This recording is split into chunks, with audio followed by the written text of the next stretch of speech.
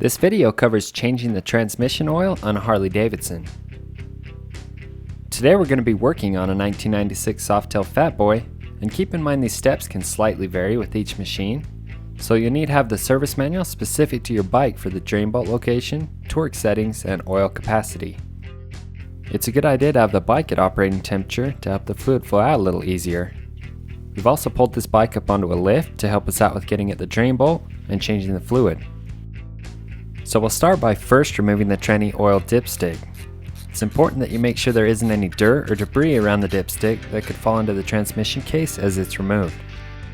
Once you've done that, you can move down to the drain plug.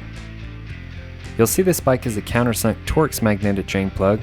Most other bikes will have a hex bolt drain plug located on the bottom side of the transmission case. It's crucial that you don't mix up the commonly mistaken engine oil drain plug with this transmission drain plug. These can appear to be threaded into the same pan, but they will drain two totally different compartments.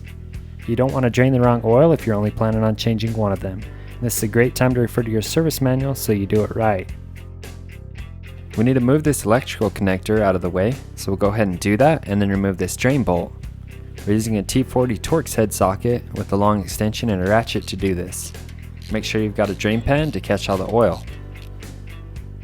As you can see, we've got this bike's motor oil draining at the same time, and you can refer to our other fluid change videos for the primary case and motor oil by clicking the link in the bottom right corner.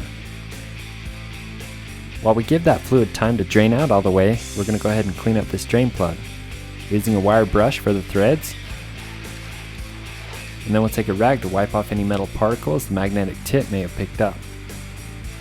And once we've got it all cleaned up, we're going to install a little Teflon tape to ensure a good tight seal for the threads.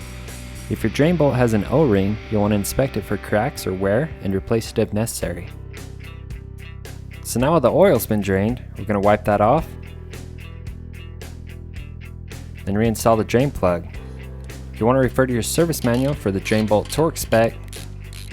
We're just going to tighten this until only a couple threads are sticking out.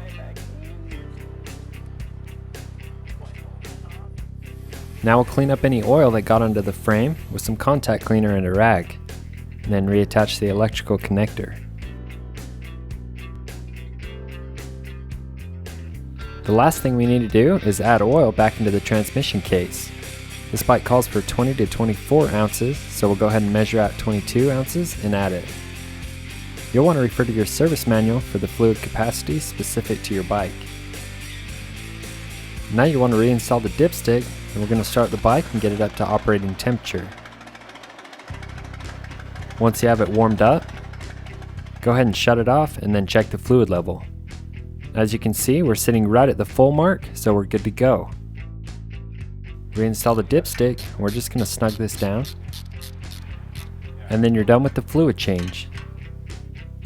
If you have any questions about changing any of the fluids on your Harley Davidson, feel free to give us a call at 1-800-336-5437. Rocky Mountain ATV MC is the leader for parts, accessories, and apparel for you and your Harley Davidson. Thanks for watching, and we'll see you out on the road.